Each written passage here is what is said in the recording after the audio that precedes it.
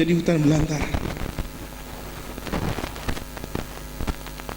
Air setetes bagi kita tidak ada maknanya, tapi bagi semut bisa jadi banjir yang melanda. Ada dunia kecil yang tidak kita ketahui, dan itu disebutkan oleh Al-Quran bagaimana dialog antara Nabi Sulaiman ketika mendengar dialog semut.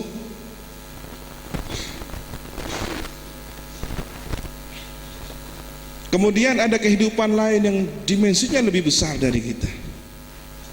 Pernahkah kita membayang saat duduk kemudian menengadah menatap langit? Kalau kita naik dari dataran ini, berapa kilometer ketinggian, maka kita yang duduk ini menengadah langit akan menjadi semakin kecil. Terus kemudian tambah keluar angkasa, semakin kecil. Mungkin di antara kita ada yang pernah menggunakan transportasi pesawat ya. Saat landing bagaimana posisi perkampungan, perkotaan yang semula besar, gedung-gedung tinggi, semakin tinggi semakin kecil, semakin tinggi semakin kecil. Begitulah sebenarnya kita di alam semesta ini. Bayangkan kalau kemudian ada orang yang sombong di dunia ini seperti Fir'aun ya, pernah mengaku apa? Sebagai Tuhan, ana rabbukumul a'la. Dia sombong dengan tangannya mungkin yang bertolak pinggang. Kita bayangkan dia berdiri di piramid begitu, sedang memerintah bangsa Israel yang jadi budaknya. Sembahlah aku misalkan. Coba kita bayangkan, Fir'aun ini akan menjadi objek kecil ketika dilihat dari ketinggian. Hanya ada di sebagian benua Afrika di Mesir, dan benua Afrika ini hanya sepetak kecil dari dunia bumi, dan bumi ini hanya kelereng kecil dibandingkan matahari serta tata surya yang mengitarinya. Tata surya akan menjadi bagian-bagian kecil dibandingkan dari seluruh gugusan bintang di alam semesta. Siapa Fir'aun yang tadi mengaku Tuhan? Mohon maaf, tidak lebih dari kotoran hidung kita alias upil ya, kecil, sombong, mengaku Tuhan, padahal dibandingkan alam semesta yang besar tidak ada artinya. Nah, ini dimensi spiritual yang harus kita bangun. Baginda Nabi melakukan perjalanan Mi'raj, tentu menyaksikan bagaimana betapa kecilnya bumi ini, betapa kecilnya tata surya yang kita tinggal, betapa kecilnya kehidupan semesta ini dibandingkan dimensi-dimensi lain yang lebih besar. Bagaimana dengan Sidratil Muntaha? Bagaimana mungkin ada arwahnya para nabi? Di langit pertama bertemu dengan Nabi Adam, langit kedua bertemu dengan Nabi Isa dan Nabi Yahya, langit ketiga bertemu dengan Nabi Yusuf, begitu seterusnya. Ada beberapa nabi yang Allah letakkan sesuai dengan peran tugas di alam sana. Jadi alam roh ini dimensinya lebih luas lagi. Mereka punya tugas yang Allah kehendaki. Inilah kemudian para ulama menjelaskan ahlul barzah, dunia roh jauh lebih luas dari kehidupan kita yang sempit dan kecil ini.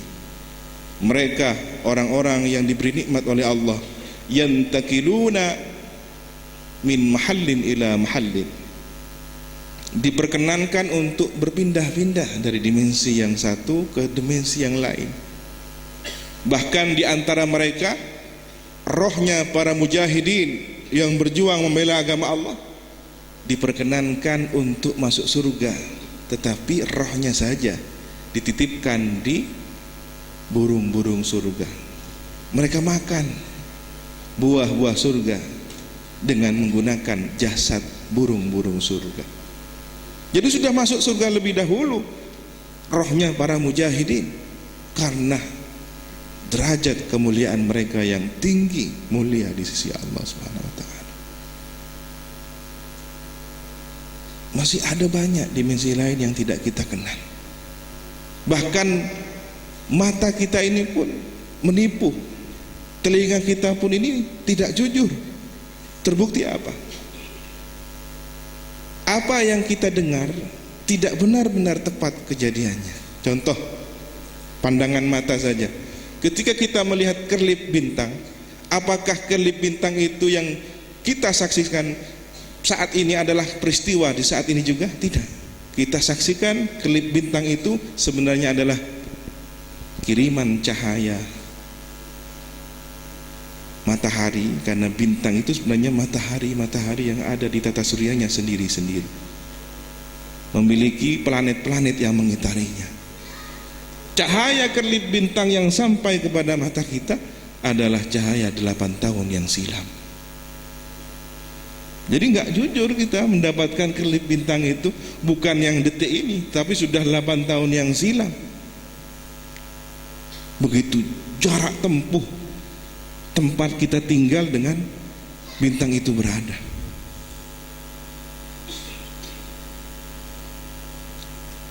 Sederhana aja Pak, ketika kita telepon, benarkah suara yang kita dengar detik ketika orang itu bicara? Tidak. Ada sekian keterlambatan yang terkirim melalui frekuensi gelombang suara baru sampai kepada kita. Jadi banyak hal yang kemudian kita tidak sadari. Inilah Isra dan Mi'raj, memperkenalkan dimensi-dimensi yang di luar alam sadar kita selama ini. Maka pesannya adalah, dalam kehidupan yang dimensinya luas ini, jangan pernah melupakan komunikasi dengan Sang Maha Pencipta, Allah Subhanahu wa ta'ala. Melalui apa? Media komunikasi yang terbaik sepanjang sejarah kehidupan manusia, bahkan sepanjang sejarah kehidupan semesta. Allah menghadiahkan ibadah yang istimewa kepada baginda Nabi Muhammad sallallahu alaihi wasallam bernama ibadah salat. Pernahkah ada ibadah yang paling lengkap selengkap salat? Belum pernah ditemukan dalam sejarah. Salat ini adalah gerakan ibadahnya seluruh malaikat yang ada di alam semesta. Di antara malaikat Allah ada yang diciptakan sejak awal diciptakan hingga akhir masa nanti dalam kondisi bersujud. Dan malaikat menikmati kehidupannya dengan bersujud. Sebagaimana kita menikmati kehidupan kita, makan, minum, rehat, kehidupan, regenerasi, sosial, ada komunikasi. Malaikat dengan naluri kemalaikatannya, dia merasakan nikmat dengan bersujud sepanjang hidupnya kepada Allah. Tidak ada keluh kesah, karena tidak ada syahwat nafsu. Sementara kita, tubuh kita ini adalah setengah binatang, ada syahwat nafsu. Akal kita adalah sebagian dari malaikat, sehingga ada pengendalian spiritual. Maka manusia hidup di antara dua alam ini, malaikat dan binatang. Siapa yang mampu mengendalikan nafsunya dengan akal pikiran, akal sehatnya, maka dia akan lebih mulia dari malaikat. Namun sebaliknya, siapa yang akal pikirannya, akal sehatnya terkalahkan oleh nafsu syahwatnya, maka dia lebih rendah dari binatang. Allahumma sholli ala Sayyidina Muhammad. Salat adalah komunikasi yang terbaik. Di antara malaikat ada yang diciptakan rukuk sepanjang dia diciptakan, dari awal hingga akhir. Ada yang berdiri tegap, ada yang menopang arsy, sesuai dengan amanat tugasnya sendiri. Sementara kita dianugerahi Allah seluruh ibadah malaikat ini menjadi satu paket dalam gerakan ibadah sholat, takbiratul ihram, kemudian meletakkan tangan, ruku, iktidal, sujud, tahiyat hingga salam. Inilah yang diajarkan baginda Nabi. Dan ibadah salat ini memenuhi kebutuhan jasmani dan ruhani. Mengapa? Sepanjang manusia dihidupkan di dunia, maka kehidupannya terdiri dari kehidupan jasmani dan ruhani. Salat memenuhi keduanya. Dalam bahasa yang lain, tubuh kita ini adalah syariat. Maka untuk memenuhi kebutuhan organ tubuh kita, jalani aturan syariat. Sementara rohani kita ini adalah hakikat. Untuk memenuhi kebutuhan rohani kita, temukanlah hakikat kehidupan ini. Penghubung antara syariat dengan hakikat ada namanya thariqah. Inilah kelengkapan ibadah spiritual kita. Orang yang hanya sholatnya gerakan-gerakan tubuh saja, ini hanya syariat saja. Sementara orang yang hanya mengandalkan kebatinannya saja, eling ya. Ada sebagian saudara-saudara yang kemudian ketika ditanya, sampean sholat apa enggak? Ya sholat, tapi kok gak pernah ke masjid. Loh, sholatnya saya beda sama sampean. Maksudnya gimana? Sampean itu kan masih belum sampai. Kalau masih ke masjid ambil wudhu itu belum sampai. Loh, maksudnya ya sholat itu yang penting iling. Nah ini termasuk orang yang tidak memenuhi kriteria pemahaman sempurna tentang relasi hubungan jasmani dan ruhani. Kalau begitu, dunianya Anda bukan di dunia sini, tapi di alam barzah sana. Silahkan mati saja. Selama Anda di dunia, maka jangan lupakan kebutuhan organ tubuh dan rohani Anda. Pernahkah mungkin kita melakukan saat kita haus, wis iling ais, tak iling ngombe, hilang ngelai, ya gak bisa. Kenapa? Dunia kita adalah organ tubuh dan ruhani. Maka kita harus melakukan ikhtiar. Saya ngombe.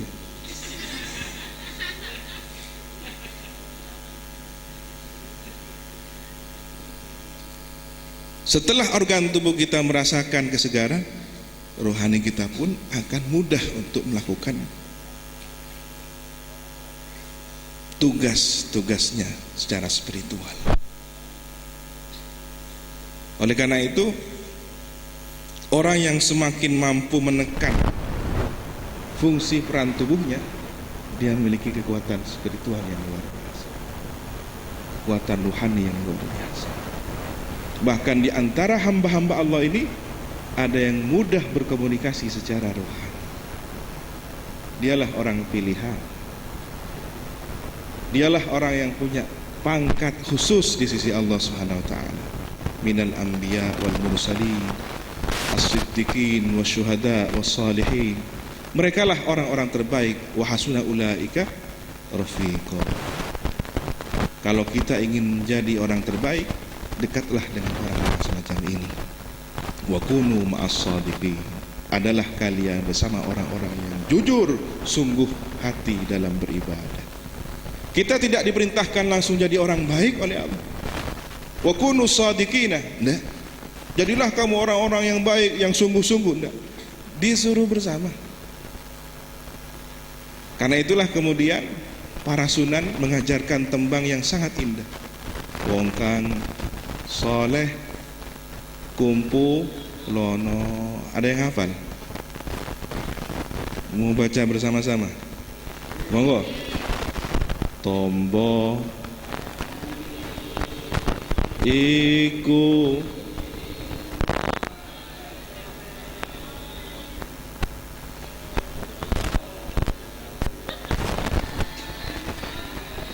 angen sak maknane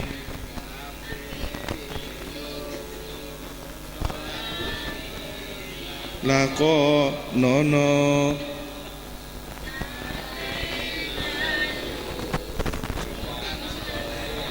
wong kang soleh kumpulon. Ini berangkat dari firman Allah Subhanahu wa taala, wa kunu ma'as shadiqin. Adalah kalian bersama orang-orang yang jujur sungguh hati dalam beribadah. Kita tidak langsung diperintahkan jadi orang soleh, tapi bersama orang soleh kita akan ikut menjadi soleh. Pernah tahu besi berani? Sebelumnya apa? Besi biasa, tetapi kemudian hasil gesekan-gesekan dengan sembrani dia menjadi besi berani. Begitulah kita kalau terus melakukan gerakan-gerakan, karena itulah gerakan di alam semesta sama semua. Orang tawaf dari mana gerakannya? Berlawanan dengan arah jarum ya. Dari kiri ke kanan. Gerakan tata surya sama. Gerakan atom dikelilingi oleh inti atom, semua sama. Ini menunjukkan bahwa tugas alam semesta pada tugas poros yang sama. Tasbih alam semesta, tasbihnya sama. Jadi kalau kita sholat, kita tawaf, kita ini sedang beribadah bersama tasbihnya alam semesta. Coba kita renungkan, waktu subuh, kapan proses waktu subuh? Sejak terbitnya fajar shadiq hingga terbitnya matahari. Bukan terbitnya matahari itu. Tadi buat subuhan.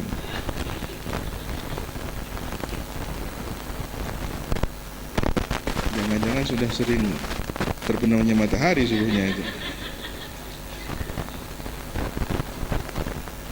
Duhur, kapan waktu duhur?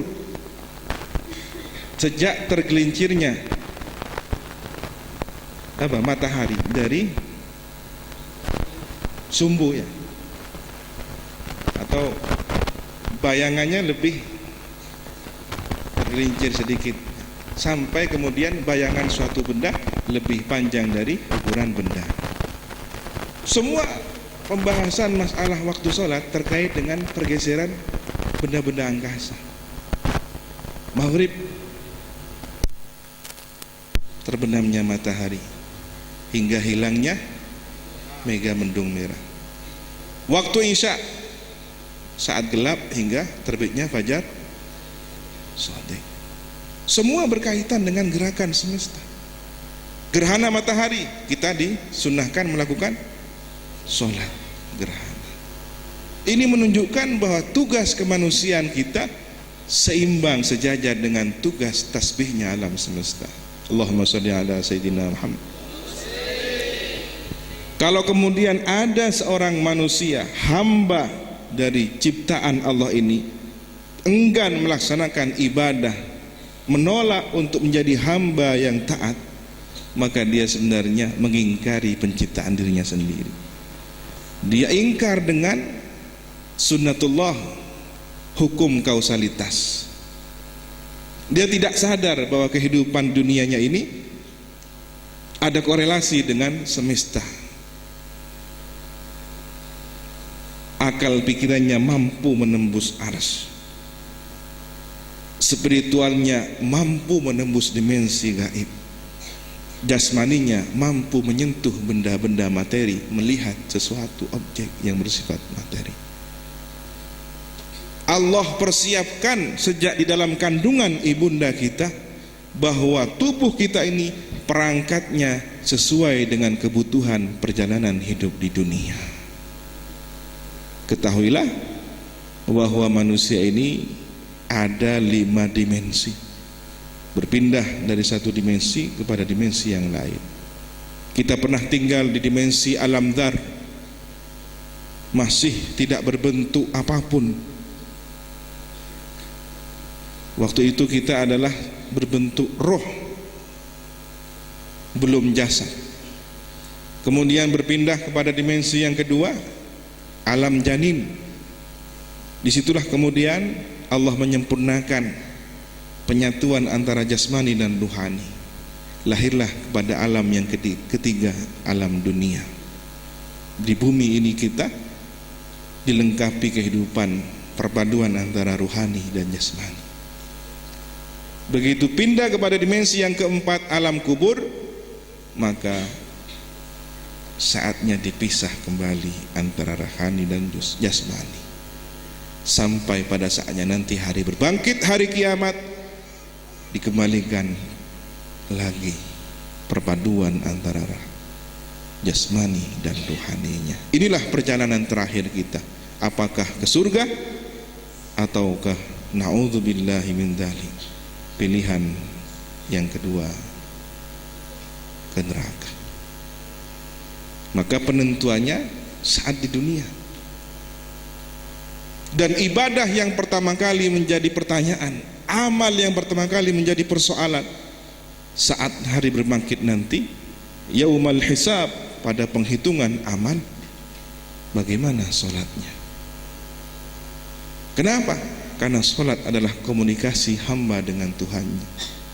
Kalau sudah komunikasinya tidak baik dengan Allah, bagaimana dia bisa berkomunikasi baik dengan semua ciptaannya? Orang yang tidak baik komunikasinya dengan Sang Pencipta, dipertanyakan komunikasinya baik dengan ciptaannya. Bagaimana dia dengan istrinya? Bagaimana dia dengan suaminya? Bagaimana dia sebagai orang tua dengan anaknya? Bagaimana dia sebagai anak dengan orang tuanya? Bagaimana seorang pemimpin dengan rakyatnya? Seorang yang berilmu dengan umatnya? Semuanya akan menjadi bermasalah ketika hubungan komunikasi dengan Tuhannya bermasalah. Perbaikilah sholat kita, maka Allah akan memperbaiki kehidupan. Sudah disediakan oleh Allah.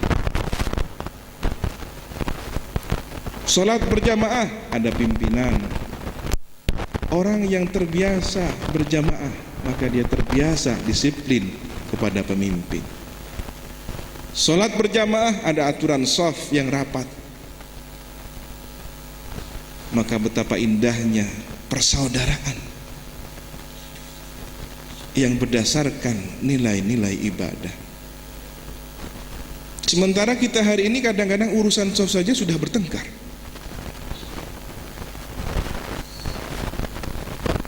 Bagaimana kehidupan sehari-hari akan menjadi baik kalau shafnya saja sudah bertengkar? Bagaimana kita bisa menata kehidupan ini lebih baik sementara menata sandal saja kita tidak baik? Ya.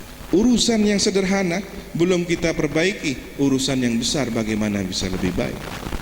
Karena itu setelah ini harus ada perubahan yang lebih baik. Saya berharap Ayuban sejak hari ini kita berkomitmen ada langkah yang lebih baik, dimulai dari tata sandal ketika sholat berjamaah, kemudian pada saat mengatur shaf sholat, hingga pada praktek bagaimana sholat yang baik dan benar. Shollu kama ra'aitumuni usolli. Baginda Nabi mengajarkan contohnya, kemudian direkam dalam ingatan sahabat. Sahabat menyampaikannya kepada para tabi'in, tabi'in menyampaikan kepada para santri-santrinya, tabi'in. Kemudian ditransfer ilmu mereka oleh para ulama muhaditsin, ditulislah dalam kitab-kitab, kemudian dikaji oleh generasi berikutnya hingga sampai pada generasi kita. Maka orang yang belajar kepada ulama berarti belajar kepada Al-Quran dan As-Sunnah. Orang yang mengaji kepada ulama berarti belajar kepada Al-Quran dan As-Sunnah. Ketika Rasulullah menitipkan dua perkara yang sangat menentukan, lam tadillu, kalian tidak akan sesat. in tamassaktum bihima, selagi kalian berpegang teguh pada keduanya, kitabullah wa sunnah Nabi. Inilah yang harus kita lakukan. Bagaimana kita bisa memahami isi ajaran Al-Quran dan As-Sunnah kalau kita tidak pernah dekat kepada orang-orang yang dianugerahi ilmu Al-Quran dan As-Sunnah?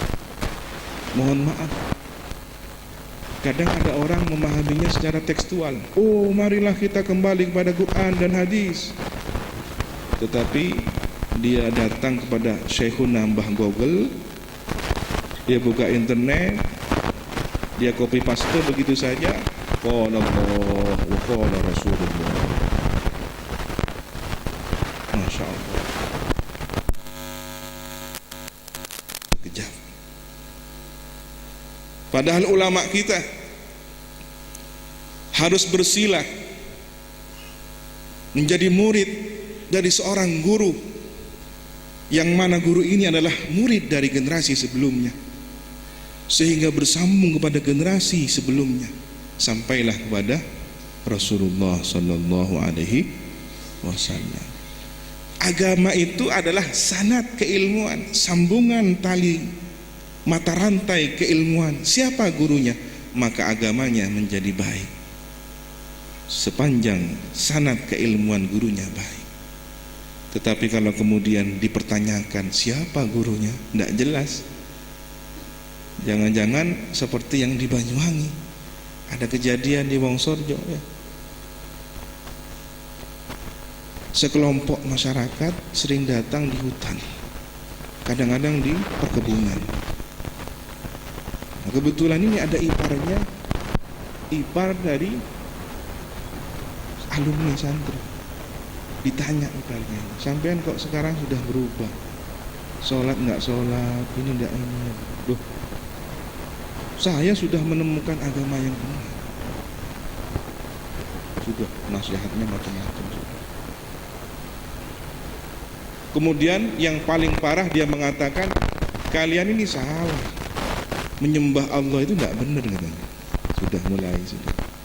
Terus yang benar gimana? Yang benar adalah Tuhan Sang Maha Pencipta. Terus ya kalau Allah itu kan hanya Allah, lafaz saja, tulisan katanya dia. Nama, kita harus menyembah Tuhan yang Maha Pencipta.